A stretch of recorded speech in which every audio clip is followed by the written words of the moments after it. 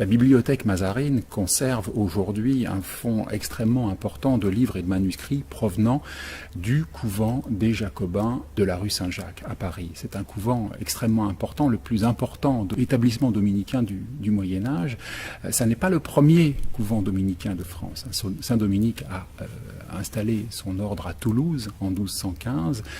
Rapidement, il envoie un petit groupe de compagnons, 7 moines dominicains arrivent à Paris et s'installent d'abord dans la proximité de l'évêché, sur l'île de la Cité, puis rapidement, en 1218, se voit attribuer un ancien hospice qui se trouvait sur la route du pèlerinage de Saint-Jacques de Compostelle, au sud de Paris, au sud du quartier de l'Université, dans l'immédiate proximité de l'enceinte de Philippe Auguste, qui était très récemment construite.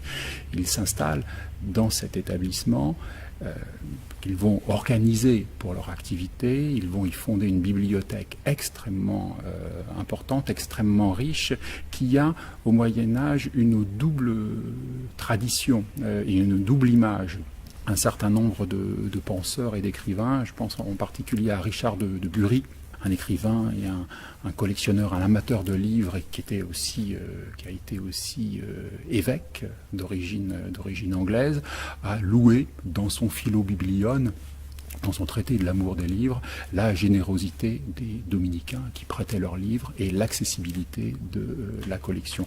Mais d'un autre côté, on sait aussi que la pratique du texte, la pratique de la lecture et l'enseignement au couvent de Saint-Jacques ont été très rapidement corsetés, encadrés par un programme, par une discipline théologique extrêmement rigoureuse. Cette discipline, ce programme était à la fois rigoureux mais particulièrement exigeant, c'est celui du Studium Generale, et qui ont fait que cette institution pédagogique et savante, articulée à une bibliothèque, a, si vous me pardonnez cet anachronisme, a fait du couvent de Saint-Jacques une sorte de learning center au Moyen-Âge, par lequel sont passés la plupart des personnages les plus brillants intellectuellement de l'ordre de Saint-Dominique.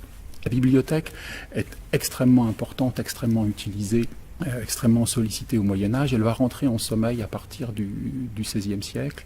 Et finalement, nous la retrouvons à la bibliothèque Mazarine aujourd'hui. Les chercheurs, les lecteurs, le public, les visiteurs de l'exposition vont la retrouver à la bibliothèque Mazarine grâce, si je puis dire, aux confiscations révolutionnaires. Parce que pendant la Révolution, l'ensemble des bibliothèques des établissements ecclésiastiques sont placés sous la main de la nation. Et une partie du fonds de Saint-Jacques rejoint alors la bibliothèque Mazarine.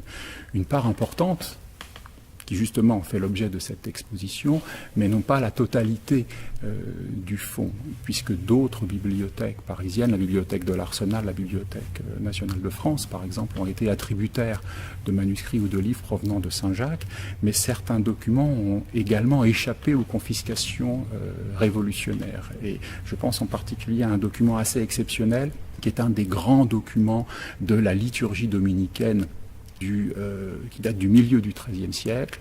Le dernier prieur de Saint-Jacques, le père Féteau, a vraisemblablement, à la veille de la Révolution, ou plus exactement en 1789-1790, soustrait et dissimulé ce manuscrit, et ce qui explique que sa présence aujourd'hui à Sainte-Sabine, à Rome, au sein des archives général de l'ordre dominicain. C'est un document extrêmement important, un lectionnaire qui rassemble l'essentiel de la liturgie et des prescriptions liturgiques dominicaines que nous retrouvons dans un autre établissement que la bibliothèque Mazarine.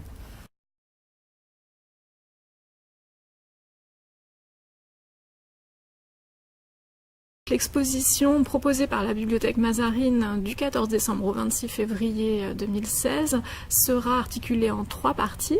Une première partie de la constitution et la reconstitution du couvent qui proposera, à travers un certain nombre de documents, de faire un focus sur la présence dominicaine à Paris à l'époque médiévale et l'époque moderne, avec un focus sur le couvent des dominicains de la rue Saint-Jacques et en particulier sur leur bibliothèque qui est reconstituée grâce à un certain nombre de documents d'archives, inventaires révolutionnaires, catalogues et listes de confiscation.